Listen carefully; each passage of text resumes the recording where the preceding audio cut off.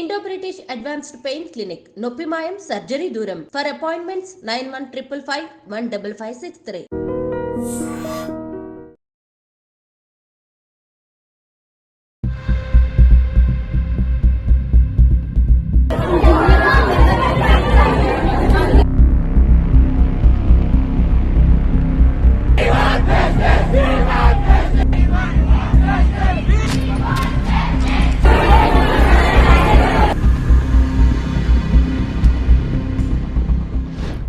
నమస్తే, welcome to I dream. ఒక 2 days నుంచి Malla Reddy college or CMR college అనుకోవచ్చు, ఈ కాలేజ్లో హిడెన్ కెమెరాస్ ఉన్నాయి. కాబట్టి ఈ హాస్టల్లో హిడెన్ కెమెరాస్ పెట్టి పైశాచిక ఆనందమే అనాలి దీన్ని పక్కాగా.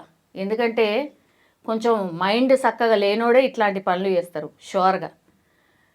కాబట్టి అసలు ఇట్లాంటి ఇన్సిడెంట్ అంటే ఇది ఒక్క కాలేజ్లోనే కాదు, గతంలో కూడా చాలా ఇన్సిడెంట్సే జరిగినాయి. కానీ మరీ ఇంత దారుణంగా లేడీస్ హాస్టల్లో బాత్రూమ్స్లో హిడెన్ కెమెరాలు పెట్టి అది ఏం ఆనందం? అసలు ఇలా మానసిక పరిస్థితి ఎట్లా ఉంటుంది? వీళ్ళకి నిజంగా ట్రీట్మెంట్ అవసరమా? అందరం కూడా ఏం మాట్లాడతామంటే లా పరంగానే పోతాం, వీళ్ళని శిక్షించాలి, ఉరి తీయాలి, ఇట్లాంటివే మాట్లాడతాం. కానీ నిజంగానే వాళ్ళ మానసిక పరిస్థితి ఎట్లా ఉంటుంది ఏంది అనేది దీని గురించి అసలు మనం ఆలోచించాం. ఇక మాట్లాడదాం. మనతో పాటు ఉన్నారు doctor Pratima Krovidi, psychologist as well as career counsellor. Ma'am నమస్తే. నమస్కారం అండి. టాపిక్ అయితే దారుణాతి దారుణం మ్యామ్, నేనే ముందే చెప్పేసిన. ఈ కాలేజ్లల్లో పాపం అమ్మాయిలు అబ్బాయిలు ఎక్కడెక్కడి నుంచో వస్తూ ఉంటారు, పేరెంట్స్ కూడా సేఫ్గా ఉంటారని హాస్టల్లో పెడతారు బయట పెట్టకుండా. అట్లాంటి దగ్గర ఇట్లా హిడెన్ కెమెరాలు పెట్టిండ్రు అనే వార్త తెలిసిన తర్వాత అసలు ఎంత భయంకరంగా ఉంటుంది ఇమాజిన్ కూడా చేసుకోలేము. 2 రోజులు ధర్నా చేసిర్రు పిల్లలందరూ కూడా, అయినా ఆడ ఏం లేదు అని ఏదో సంథింగ్ చెప్తున్నారు. ఎపార్ట్ అది పక్కన పెడదాం. అసలు ఈ హిడెన్ కెమెరా పెట్టాలన్న ఆలోచన వచ్చినోడి మానసిక పరిస్థితి ఏంది అసలు? హిడెన్ కెమెరా పెట్టాలి అనుకున్న మానసిక పరిస్థితి అని అంటే వాడిలో ఒక సాడిజం, సెక్షువల్ అర్జ్ ఎక్కువ ఉండడం అనేది ఉంటుంది. రైట్. సో ఇప్పుడు మీరు చూస్తూ ఉంటారు కదా, ఈ సైకోపాత్లు, సోషియోపాత్లు ఎలాంటి వాళ్ళని వాళ్ళు చూడాలని అనుకుంటారు. స్త్రీని నగ్నంగా చూడటమో, లేకపోతే ఇలాంటివన్నీ చూసి ఆనందం పొందటమో, లేకపోతే వాళ్ళని బ్లాక్మెయిల్ చేయటము. ద ఫస్ట్ థింగ్ ఏంటంటే వాళ్ళు ఒకవేళ అలాంటిది ఏదైనా సీన్ కానీ పిక్చరైజేషన్ కానీ వాళ్ళు తీసినప్పుడు వాళ్ళని మళ్ళీ డబ్బు కోసం బ్లాక్మెయిల్ చేయటం అనేది జరుగుతుంది. అది మనం ఇప్పుడే వినట్లేదు, ముందటి నుంచే హోటల్ రూమ్స్లో పెడుతున్నారని చెప్పి, ఇప్పుడు డ్రెస్సింగ్ రూమ్స్లో, మన షాపింగ్ మాల్స్లో డ్రెస్సింగ్ రూమ్స్లో పెడుతున్నారని చెప్పి, అండ్ దెన్ ఎక్కడ ఇప్పుడు ఈవెన్ వీళ్ళని పిక్నిక్ అని వెళ్తూ ఉంటారు, అక్కడి నుంచి వీడియో తీయటం, రికార్డింగ్ చేయటం, ఇవన్నీ వాళ్ళకి చాలా easy way of making money ఒకటి అనొచ్చు వాళ్ళకి. ఇంకోటి ఏంటంటే కొంచెం ఈ సెక్షువల్ థింగ్, ఎంటర్టైన్మెంట్ అంటే ఇప్పుడు ఆ స్త్రీని అలా చూసి ఆనందించటం అనేది వాళ్ళకు ఒక ఇదిలాగా అయిపోయింది. సో దీన్ని ఐ డోంట్ నో వాళ్ళు అసలు ఎందుకు చేస్తున్నారు అని. అంటే లైవ్గా చూడటం వల్ల ఇష్టమా, లేక ఈ మధ్య ఒక్కసారి మీరు గూగుల్ కొడితే చాలు ఓ నంబర్ ఆఫ్ పార్న్ వీడియోస్ అన్నది వాళ్ళకి కనిపిస్తూ ఉంటాయి కదా. మళ్ళీ ఒక లైవ్గా ఒక అమ్మాయిని అలా చూసి దాన్ని వీడియోలు పబ్లిక్ చేసి దాన్ని అనవసరంగా తన జీవితం నాశనం చేయడం అనేది నిజంగా వాళ్ళు ఎంత సాడిజం ఉండాలి ఆ మనిషికి. అసలు వాడికి కూడా అక్క చెల్లి ఉంటారు కదా, మరి వాళ్ళ జీవితానికి ఇలాగే అయితే ఊరుకుంటాడా? సో ఎందుకు ఆ థాట్ అనేది రాదు ఈ మనుషుల్లో, అర్థం కావట్లేదు. ఇంత అవేర్నెస్ ప్రోగ్రామ్ పెంచుతున్నాము, ఇన్ని వాళ్ళకి చెప్తున్నాము ఇదన్నీ తప్పు అని చెప్పి, కానీ ఎవరు మానుతున్నారు ఇవి? సో ఇంకా ఇది రీసెంట్గా జరిగిన కేసు, దానికంటే ముందు మీరు చెప్పినట్టు చాలా చోట్ల జరిగాయి కూడా. కానీ ఎంత వాయిస్ ఓవర్ చేసినా దీన్ని, బట్ దీనికి రిజల్ట్ ఏముంటుంది? అది ఇప్పుడు ఆ అమ్మాయిలు వీడియోస్ రికార్డ్ చేశారని చెప్పారు, రికార్డ్ చేసి ఎక్కడ పబ్లిక్లో పెట్టేశారో ఇప్పుడు దానికి ప్రూఫ్ వెతుకోవడానికి కూడా ఎక్కడా లేదు, ఏమీ కనిపించలేదు అని అంటున్నారు. మరి ఎంతమందికి ఆ వీడియోస్ వెళ్ళిపోయి ఉంటాయి, ఆ అమ్మాయి జీవితం ఏమవుతుంది మరి? Yes exactly. వాళ్ళు చదువుకోవడానికి వచ్చారు. వాళ్ళు ఇన్నసెంట్గా ఎంతమంది అమ్మా నాన్న నమ్మి ఒక కాలేజ్ చేతిలో పెడుతున్నారు అని అంటే వాళ్ళకి ఎంత ధైర్యం ఉండాలి. యాక్చువల్లీ హాస్టల్లో పెరుగుతున్నారు వీళ్ళు కూడా. అవును. హాస్టల్లో పెరుగుతున్నారంటే వాళ్ళకి ఎంత భయం ఉంటుంది. ఇలాంటివన్నీ జరిగితే ఎవరిని నమ్మగలం? ఎడ్యుకేషన్ ఇన్స్టిట్యూట్లో ఇది జరగడం అనేది చాలా దారుణం. అసలు యాక్చువల్గా ఎంత, ఒకవేళ గర్ల్స్ కాలేజ్ అయితే ఏ విధంగా ప్రొటెక్షన్ ఇవ్వాల్సి వస్తుంది? వాళ్ళు ఎలాంటి సర్వేలెన్స్ కెమెరాస్ వాళ్ళ దగ్గర ఉండాలి, ఎక్కడెక్కడ ఉండాలి? ప్లస్ మీరు అన్నట్టు వాళ్ళు ఐ థింక్ వాళ్ళు వంట వాళ్ళని అన్ని అంటున్నారు. ఎగ్జాక్ట్లీ మ్యామ్, అది కూడా తెలీదు. వేరే స్టేట్ వాళ్ళు ఏంటో, వేరే స్టేట్ కానీ వాడు కూడా మనిషేగా. అంటే అసలు ఇంత భయం లేకుండా, అంటే ఆ కాంపౌండ్ లో తన జరుగుతున్నది కూడా తెలియట్లేకపోవటం, లేకపోతే వీళ్ళకా రికార్డింగ్ ఉండకపోవటం, ఎవరు వచ్చేలా వాష్రూమ్ లో ఇలా రికార్డ్ చేస్తున్నారు అన్నది తెలియపోవడం, ఎవరో అబ్జర్వ్ చేస్తే తప్ప తెలియదా వీళ్ళకి? అంటే చుట్టూరా ఏం జరుగుతుందని అలర్ట్నెస్ ఉండాలి కదా రోజు. ఇప్పుడు కాలేజ్కి వెళ్తున్నప్పుడు ఒక అమ్మాయి వాష్రూమ్స్ లో అన్నా ఏ ఏరియాలో అన్నా సేఫ్టీ మెజర్స్ అన్నది ఏం తీసుకుంటున్నారు? మరి అది ఎంత దారుణం అది. ఫస్ట్ ఆఫ్ ఆల్ మనం తెలుసుకున్నది ఆ మెన్ అన్నది ఆ ప్రాంగణంలో యాక్చువల్లీ ఉండనివ్వరు. ఎందుకనంటే సేఫ్ కాదు అని. సేఫ్ కాదు అని చెప్పి దూరం ఉంచుతారు. అది కూడా ఎంత ప్రొటెక్టెడ్గా ఉంచుతారు. పోనీ ఎవరో క్లీనరో ఎవరో ఉన్నా ఎంత ప్రొటెక్టెడ్గా ఉంచాలి వాళ్ళ వాతావరణం, ఎంత సేఫ్టీ మెజర్స్ వాళ్ళకి ఇవ్వాలి. అసలు ఎక్కడెక్కడ అలర్ట్ చేయాల్సిందో ఉంటారా? మరి వార్డెన్స్ ఏం చేస్తున్నారు? ఆ వార్డెన్స్ అక్కడ ఉంటారా అన్నది వీళ్ళు అసలు తెలుసుకుంటున్నారా? తెలుసుకోవట్లేదా? మేనేజ్మెంట్ తప్ప, లేకపోతే వీళ్ళు ఇగ్నరెన్స్ ఏంటది? అసలు ఎలా తెలిసేది ఇవన్నీ? పోనీ ఇక్కడే జరుగుతుందా అని అంటే బయట కూడా, అంటే ఆడపిల్లలకి అసలు ఎక్కడ సేఫ్టీ లేదా? యా మ్యామ్, ఈ ఎస్పెషల్లీ ఏ ఏజ్ గ్రూప్ వాళ్ళు ఇట్లాంటివన్నీ చేస్తూ ఉంటారు మ్యామ్ ఇన్ జనరల్లీ? ఇది ఏ ఏజ్ గ్రూప్ వాళ్ళన్నా చేయొచ్చమ్మా. ఈ మధ్య ఏజ్తో ఏం సంబంధం? 60 ఏళ్ళు ముసలాళ్ళు సహితంగా ఇలాంటి పైశాచికత్వం ఉన్నవాళ్లే మీరు చూస్తుంటే. ఇప్పుడు మొన్న రీసెంట్గా నేను ఒక కేసు విన్నాను. దీంట్లో 60 ఏళ్ళ ముసలాయన, 60 ఏళ్ళ ముసలాయనకు కూడా అవసరమా అమ్మ? ఆ అమ్మాయిని అంటే ఇది దీంట్లో కార్పొరేట్లో జరిగిన హరాస్మెంట్ అంటే తన చేయి ముట్టడం, లేకపోతే ఇంకో చోట వాంటెడ్లీ వాళ్ళని టచ్ చేయటం, ఇవన్నీ ఎందుకు చేరుస్తున్నారు? మరి 60 ఏళ్ళ ముసలాడికి మరి మనం ఏమనుకుంటాం? వాళ్ళు ఇంకా యంగా, వాళ్ళకున్న ఎక్స్పీరియన్స్కి వాళ్ళు అసలు ఎలా ట్రీట్ చేయాలి విమెన్ని? సో ఇవన్నీ చెప్పాలనుకుంటే అసలు ఏజ్తో నిమిత్తం ఏం లేదు. ఈవెన్ స్కూల్ గోయింగ్ పిల్లలు కూడా ఇలాంటి అలవాట్లు వస్తున్నాయంటే మీరు ఊహించగలరు. అంటే ఈ స్మార్ట్ ఫోన్ అంత నాశనం చేస్తోంది జనాల్ని. అంటే మంచికి దారి తీయదు ఏదీను. అంతే ఫస్ట్ చెడు ఏం చేయగలమో అన్నదే ఆలోచిస్తున్నారు వీళ్ళు. సో దాన్ని బట్టి అసలు కెమెరాలు ఏంటి, రికార్డింగ్ ఏంటి, వాళ్ళు చూసి ఆనందించడం ఏంటి? ఇప్పుడు బులింగ్ అనేది మీ కాలేజ్ ఏరియాస్ ఎన్ని జరుగుంటాయి, మీరు ఎన్ని వింటుంటారు, ఎన్ని మూవీస్ చూసాము. అసలు అవన్నీ ప్రాక్టికల్గా జరిగినవే కదా వాళ్ళు తీస్తారు. మరి దాంట్లో అసలు ఏం ఆనందం అవతలాన్ని టార్చర్ చేయడంలో? మరి సూసైడల్ రేట్స్ పెరగకపోతే ఎలా ఉంటాయి? మనం ఓన్లీ అకాడమిక్ పార్ట్ అని అనుకుంటాం, కానీ అదే కాదు కదా. ఇప్పుడు వీటిల్లో కూడా జరుగుతున్నాయి కదా. సో వాళ్ళకి ఏం పబ్లిక్ చేశారు? పైగా వాళ్ళు ఆగరు కదా, తొందరగా ఇన్స్టాలో వెళ్ళిపోతుంది, సోషల్ మీడియాస్లో వెళ్ళిపోతే అన్ని ఛానల్స్లో వాళ్ళని చూపిస్తారు, కాలేజ్లో వాళ్ళని నేమ్ నాశనం చేస్తూ ఉంటారు. సో ఇలాంటివన్నీ జాగ్రత్తలు ఎక్కడ జాగ్రత్త తీసుకోవాలి వీళ్ళు? వాష్రూమ్స్లో కూడా వస్తే ఇంకా ఎక్కడ జాగ్రత్తలు తీసుకుంటారు వీళ్ళు? మ్యామ్, హిడెన్ కెమెరాస్కి సంబంధించి చాలా అవగాహన కల్పించినా కూడా ఇలా ఉంటున్నాయి అని వార్తలే చూస్తున్నాం, అక్కడే వదిలేస్తున్నాం. కానీ నిజంగానే హిడెన్ కెమెరాస్ ఇలా ఉంటాయి అని ఎంతమందికి తెలుసు మ్యామ్? ఎంతమంది ఆడపిల్లలకి తెలుసు? అది ఎవరికి తెలియదు కదా, అదే ప్రాబ్లం వచ్చింది. ఇప్పుడు మీరు యూట్యూబ్ మొన్ననే ఈ ఇన్స్టాలో వస్తూ ఉంటాయి కదా హిడెన్ కెమెరాస్ ఎక్కడెక్కడ ఉంటాయి అనేసి ఐడెంటిఫై పెడుతూ ఉంటారు, లేకపోతే ఎక్కడన్నా మంచం కింద ఎక్కడ వాళ్ళు అసలు ఇది వాడతారో అన్నది కూడా మనకి తెలియదు. సో ఇంత లేటెస్ట్ టెక్నాలజీ వచ్చింది కాబట్టి ఎక్కడ ఆ చిన్న మైన్యూట్ ముక్క మనకి ఎక్కడ తెలుస్తుంది వాళ్ళు ఎక్కడ పెట్టారో ఏంటో అని? పాపం పిల్లలకి ఏం తెలుసు? అయినా వాళ్ళు నమ్మి కదా వెళ్తారు. యాక్చువల్లీ ఇలా జరిగినప్పుడు అన్ని హోటల్స్ని అసలు సీల్ చేసి పడేసేయాలి. ఫస్ట్ ఆఫ్ ఆల్ ఇలాంటి వ్యవస్థను అసలు ఉంచకూడదు. ఎందుకు ఇంత ఐ మీన్ దీంట్లో కనిపిస్తుంది వాళ్ళు అసలు ఎంత శ్రద్ధ తీసుకుంటున్నారు అన్నది.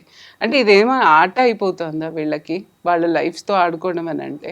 అండ్ దాని తర్వాత వాళ్ళు బ్లాక్మెయిల్ చేస్తున్నారు. ఎంతమందికి జరగలేదమ్మా. హనీమూన్ కపుల్స్ వెళ్ళడము, ఈ హనీమూన్ ప్యాకేజ్ అని తీసుకుంటారు, వాళ్ళలో అక్కడ హిడెన్ కెమెరాస్ పెట్టి వాళ్ళని ఎంత బ్లాక్మెయిల్ చేశారు, ఎంతమంది ఆత్మహత్యలు చేసుకున్నారు, ఎవరికి తెలుసు అవన్నీ. ఆ డేటా అంతా మన దగ్గర ఉండదు, కానీ చాలా జరుగుంటాయి ఇలాంటివన్నీ ఇన్సిడెంట్స్. కానీ అది చాలా తప్పు కదా.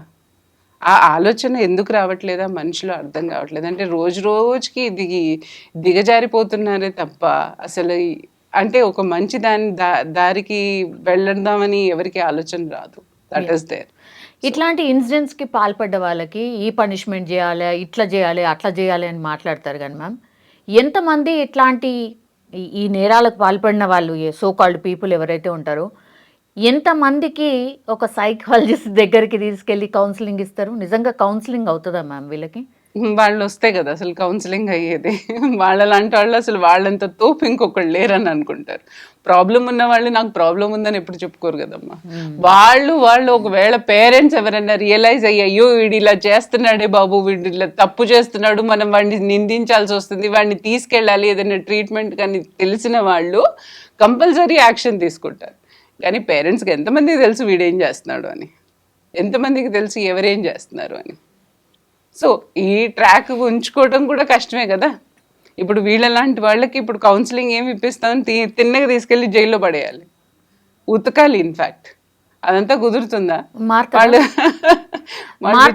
ఉతికినంత మాత్రాన మారుతారు అని చెప్పలేం, కానీ శిక్ష మాత్రం ఉండాలమ్మా వాళ్ళకి. ఐ మీన్ ఇప్పుడు చూస్తే అసలు అంటే స్కూల్ ఎడ్యుకేషన్ సిస్టమ్ అనేది వాళ్ళు చాలా బిలీవ్ చేసి నా పిల్ల వెళ్ళి చదువుతుంది అంటే వాళ్ళ ఇంటెన్షన్స్ ఏముంటాయి, వీళ్ళు బాగుపడతారు, వీళ్ళ జీవితం సెటిల్ అయిపోతుంది ఇలా అనుకుని ఎవరైనా జాయిన్ చేస్తారా స్కూల్స్ కానీ కాలేజ్ కానీ? ఇంకా పంపించడానికి కూడా ఇప్పుడు కూడా భయపడతారు, మళ్ళీ వెనకని చేస్తున్నారంటే అసలే లేక ఇప్పుడు ఆడపిల్లలందరూ చదువుతున్నారు, వాళ్ళు కూడా ముందుకు వస్తున్నారు. ఇప్పుడు కదా సొసైటీ కొంచెం చేంజ్ వాళ్ళు కూడా మారుతుంది.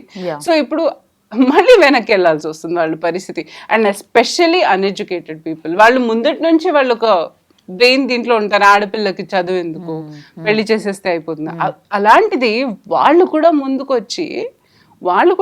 వచ్చి చదివిస్తున్నారు, మా పిల్లలు సెటిల్ అవ్వాలి, ఆడపిల్లలు కాదు మగపిల్లలు కాదు, ఈక్వల్గా అవ్వాలి అన్న దీనికి. ఇప్పుడు ఇవన్నీ ఇన్సిడెంట్స్ చూసుకుంటే వాళ్ళలో ధైర్యం ఉంటుందా? పోనీ వాళ్ళలో అంత డబ్బు ఉంటుందా వెళ్ళి పోట్లాడడానికి? ఇప్పుడు 2 రోజులు పోట్లాడతారమ్మా, 3వ రోజు మళ్ళీ ఇది నార్మల్ అయిపోతుంది. ఏ కేసు నెగ్గగలిగింది ఈ వరల్డ్లో? ఏ కేసు నెగ్గింది? ఈ ఇన్సిడెంట్స్ మొత్తం అంతా అంటే ఇట్లాంటి వాటికి పాల్పడ్డవా ఒక సెక్షన్ ఆఫ్ పీపుల్ అనుకుందాం మ్యామ్. నిజంగా ఇట్లాంటి ఎడ్యుకేషన్ అంటే ఈ పైశాచిక ఆనందం లేకుండా ఉండడానికి ఇట్లాంటి ఎడ్యుకేషన్ ఏ ఏజ్ నుంచి అవసరం నిజంగా చెప్పాలంటే కూడా, ఈ పిచ్చి పిచ్చి కథలని వాడకుండా ఉండాలంటే? నేను అంటాను వాళ్ళకి చిన్నప్పటి నుంచే, ఐ థింక్ బార్న్ కిడ్స్ నుంచి ఒకళ్ళొకళ్ళు ఎలా రెస్పెక్ట్ ఇచ్చుకోవాలో అన్నది వాళ్ళకి నేర్పాల్సిన అవసరం ప్రతి తల్లిదండ్రులకు ఉంది. అబ్బాయి అని వదిలేయడం కాదు, అమ్మాయి అని ఇలా పెంచడం కాదు, ఇద్దరికీ పద్ధతులు నేర్పించాలి, ఇద్దరికి ఒకళ్ళనొకళ్ళు రెస్పెక్ట్ చేయటం నేర్పించాలి. అంటే నువ్వు ఎక్కువ తక్కువ అని కాదు, అక్కడ సమానత్వం ఉన్న సమానత్వంలో మనం ఫస్ట్ మనలో మానవత్వం చూసుకుని కరెక్ట్గా వాల్యూస్ మన కల్చర్ ఏంటి అన్నది ఇన్కల్కేట్ చేసి వాళ్ళల్లో ఒక డిసిప్లిన్ అన్నది తీసుకురావాలి ప్రతి పిల్లల్లోనూ. ఇది ఒక ఏజ్ గ్రూప్ అని కాదు, మనకు చిన్నప్పటి నుంచి అది అలవాటు చేస్తే సాటి మనిషిని రెస్పెక్ట్ చేయకుండా వాడికి వాల్యూ ఇవ్వకుండా మనం ఏం చేస్తున్నాం? ఇది what is this behaviour called? అంటే సైడిజమా ఇది? ఒకళ్ళని ఎక్స్పోజ్ చేయడం అనేది సైడిజమే. నిజంగా ఒకళ్ళని నగ్నంగా చూసి నువ్వు 10 మందికి వీడియో పడేస్తున్నావు అని అంటే నువ్వు సైడిస్ట్వే. నీకు మంచి అలవాట్లు ఏం లేదు కదా, మరి మంచి డిసిప్లిన్ లేదు నీకు అసలు ఎలా రెస్పెక్ట్ ఇవ్వాలో అవతలాడిని తెలియదు మరి. సో నీకు చిన్నప్పటి నుంచి ఆ బేస్, ఆ ఫౌండేషనే లేకపోతే నువ్వు పెద్ద అయిన తర్వాత ఏం పెట్టుకుంటావు అవన్నీ? ఆ ఫౌండేషన్స్, ఆ వాల్యూస్ అనేది చిన్నప్పటి నుంచి పిల్లలకి కరెక్ట్గా ఇవ్వగలిగితే పెద్ద అయిన తర్వాత తప్పు చేయాలన్నా 1-2 సార్లన్నా వాడు ఆలోచిస్తాడు, అయ్యో మా అమ్మ నాన్న ఇది నేర్పించలేదే, మా అమ్మ నాన్న ఇది నేర్పించలేదే, వీడెవడో వచ్చాడు, వీడెవడో చెడగొడుతున్నాడని నేను ఇలా చేయకూడదే అన్నది వాళ్ళలో ఎక్కడో అక్కడ థాట్ వస్తుంది. అప్పుడు కనీసం ఒక 100% అని నేను చెప్పను, కనీసం 50% అన్న వాడు ఆలోచించే ఇది వస్తుంది. సో కాబట్టి ఇప్పుడు ఫౌండేషన్ లెవెల్ నుంచే వాళ్ళని కరెక్ట్గా గైడెన్స్ ఇవ్వడం అనేది పేరెంట్స్ చేయాల్సిన పని. అండ్ పేరెంట్సే కదమ్మా, స్కూల్స్లో కూడా ఆ డిసిప్లిన్ అనేది, ఆ రెస్పెక్ట్ అనేది ఈచ్ అదర్ ఇచ్చుకోవాలి అంతే. Good touch and bad touch ఈ ఎడ్యుకేషన్ అయితే కొంతవరకు చేస్తున్నారు మ్యామ్, కానీ అడల్ట్ ఎడ్యుకేషన్ అనేది ఏ స్టేజ్ నుంచి స్టార్ట్ చేయాలి? నిజంగానే నా మోహం గుడ్ టచ్ బ్యాడ్ టచ్ చేస్తున్నారు, నిజంగా చెప్తున్నాను. శాస్త్రానికి అన్నీ చేయటం, ఏదో ఒక చేసామా, ఒక పని అయిపోయిందా, మా సిలబస్లో ఒక సిలబస్ ఫినిష్ అయిపోయిందా అన్నట్టు ఉంటున్నారే తప్ప కరెక్ట్గా అసలు గుడ్ టచ్ బ్యాడ్ టచ్ అనేది ఏం తెలుస్తుంది పిల్లలకి? ఏం తెలుస్తుంది వాళ్ళకి? 7th క్లాస్ అమ్మాయిని మొలెస్ట్ చేశారు, 6th క్లాస్ అమ్మాయిని మొలెస్ట్ చేశారు, అసలు తెలియకుండానే ఇంట్లో వాళ్ళే చేస్తున్నారు, లేకపోతే చుట్టాలు కానివ్వండి, వాళ్ళ అంకుల్స్ కానివ్వండి, ఎవరు ఎలా టచ్ చేస్తున్నారో అన్నది వాళ్ళకి అర్థం కాని ఏజ్లో నువ్వు నేర్పుతున్నావు, కరెక్ట్గా నేను నేర్పుతున్నావా లేదా? ఆ అవేర్నెస్ పిల్లలకి పెంచడం కాదు, అక్కడ ఫస్ట్ తల్లిదండ్రులకి చెప్పాలి ఎవరితో వాళ్ళని వదిలిపెట్టచ్చు, ఎవరితో వాళ్ళని వదిలిపెట్టకూడదు, అసలు ఎలాంటి సర్కమ్స్టాన్స్లో పిల్లల్ని ఉంచాలి, ఎలాంటి ఎన్వైర్న్మెంట్ అనేది క్రియేట్ చేయాలి ఇంట్లో, ఎవరికి తెలుసు అది? పిల్లల్ని విచ్చలవిడిగా మేము ఉద్యోగాలు పోతాం ఎవరితో అంటే వీళ్ళు ఏదో కేర్ టేకర్స్తోనో వీళ్ళతో పెడితే ఎవరు ఏం చేస్తున్నారో అన్నది ఆ చిన్నపిల్లలకి ఏం తెలుస్తుందమ్మా? ఏం తెలుస్తుంది? అవేర్నెస్ ఎక్కడి నుంచి రావాలి? ఎందుకు చేస్తున్నారు స్కూల్స్లో అవేర్నెస్? పేరెంట్స్ని పిలిచి ఎలాంటి ఎన్వైర్న్మెంట్ మీ పిల్లలకి ఇవ్వాలి, ఎలాంటిది నేర్పించాలి వాళ్ళకి అనేది ఎవరు చెప్తున్నారు? ఇప్పుడు గుడ్ టచ్ బ్యాడ్ టచ్ మీరు ఇటు వెళ్ళొద్దు అటు వెళ్ళొద్దు అని అంటాం వాళ్ళని, కానీ చిన్నప్పటి నుంచే సొసైటీ అంటే ఇది అని భయం చూపిస్తున్నామా? వాడికి ఎక్కడ కాన్ఫిడెన్స్ వస్తుంది బయటికి వెళ్ళడానికి ఒంటరిగా? మరి ట్రావెల్ చేయాల్సింది వాడు, కరెక్టే కదా? సో ఎంతవరకు ఇవ్వాలి, ఎలా ఇవ్వాలి, ఎవరికి ఇవ్వాలి ఫస్ట్ అన్నది స్కూల్స్ నేర్చుకోవాలి. అంటే పిల్లల్ని కూర్చోబెట్టి నాన్న ఇది గుడ్ టచ్, నాన్న ఇది బ్యాడ్ టచ్ అంటే వాడు ఏం పట్టించుకోడు, పెద్ద వచ్చేదేం లేదు అక్కడ. కిండర్గార్టెన్ పిల్లలు ఫస్ట్ ఆఫ్ ఆల్ పేరెంట్స్ దగ్గర నుంచి ఎడ్యుకేట్ చేయండి. తర్వాత ఈ ఊహ వచ్చిన తర్వాత ఎలా ప్రవర్తించుకోవాలి, రిలేషన్షిప్ అంటే ఏంటి, ఎలా ఒకళ్ళకొకళ్ళు గౌరవించుకోవాలి, మనం ఏంటి అసలు, ఫస్ట్ జెండర్ కాదు అక్కడ రావాల్సింది, ఫస్ట్ ఆఫ్ ఆల్ కావాల్సింది ఒక హ్యూమన్ నేచర్ ఏంటి, హ్యూమన్స్ ఎలా ఉంటారు, వాళ్ళ వాల్యూస్ ఏంటి, మన కల్చర్స్ ఏంటి, ఫస్ట్ అది నేర్పించడానికి ట్రై చేయాలి.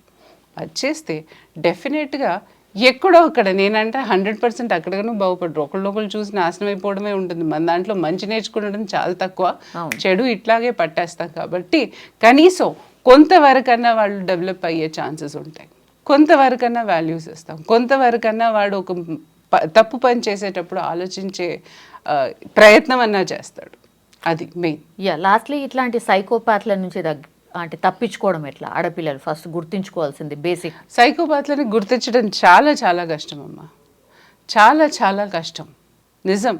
వాళ్ళు ఎలా మ్యానిప్యులేట్ చేస్తారో మీకు తెలీదు, కానీ వాళ్ళ పైశాచిత్వం ఎప్పుడు బయటపడుతుందంటే ఎప్పుడైతే మీరు వాళ్ళ మాటకి నో అంటారో అప్పుడు మొదలెడతారు వాళ్ళ అస్సలు రూపం అప్పుడు తెలుస్తుంది మీకు. సైకోపాత్లు కానివ్వండి, సోషియోపాత్లు కానివ్వండి, ఫస్ట్ ఆఫ్ ఆల్ వాళ్ళకి ఏదో ఒక పగ పెట్టుకుంటారు. మీరు సినిమాల్లో చూస్తే మీరు వాళ్ళ అమ్మ ఏదో చేసి ఉంటుంది, వాళ్ళ నాన్న ఏదో కొట్టుంటాడు, వాళ్ళ అమ్మ ఏదో ద్రోహం చేసి ఉంటుంది, లేకపోతే ఇంకొకళ్ళతోనూ పారిపోయి ఉంటుంది, వాళ్ళకి ఒకలాంటి టాక్సిక్ ఎన్వైర్న్మెంట్ అంటారు చూడండి, అలాంటి ఎన్వైర్న్మెంట్లో పెరిగి వచ్చిన వాడికి ఆడవాళ్ళంటే ఒకలాంటి ఏమంటారు హేట్రెడ్ ఉంటుంది, అంటే అసహ్యం అనమాట.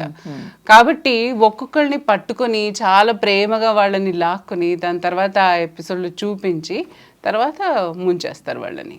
సో ఈ సేడిస్ట్ ఉన్న వాళ్ళు కానివ్వండి, ఇలాంటి సైకోపాత్లు సోషియోపాత్లు ఈజీగా ఐడెంటిఫై చేయడం అనేది చాలా చాలా కష్టం.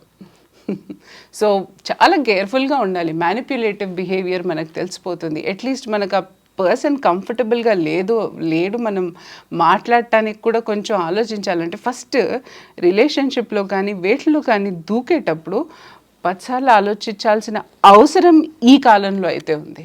అప్పుడు మన వాళ్ళు వేరు, మన వాళ్ళు చూసింది వేరు, మనం చూసే సంబంధాలు చేసుకునే వాళ్ళు, లేకపోతే 10 మందిని అడిగేవాళ్ళు ఈ ఫ్యామిలీస్ ఎలా ఉంటాయి, ఇది ఎలా ఉంటాయి. కానీ ఇప్పుడు ఎలా జరుగుతున్నాయి? ఇప్పుడు జరగట్లేదు అలా.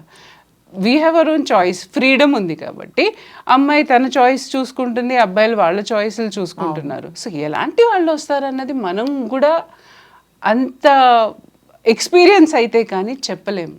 సో ఏదైనా సరే జాగ్రత్తగా ఉండి కొంచెం రిలేషన్షిప్కి టైం ఇస్తే తప్ప ఆ మనిషి తత్వం కంప్లీట్గా తెలిసాక రిలేషన్షిప్లో వెళ్ళటం అనేది చాలా ఉత్తమం అంట.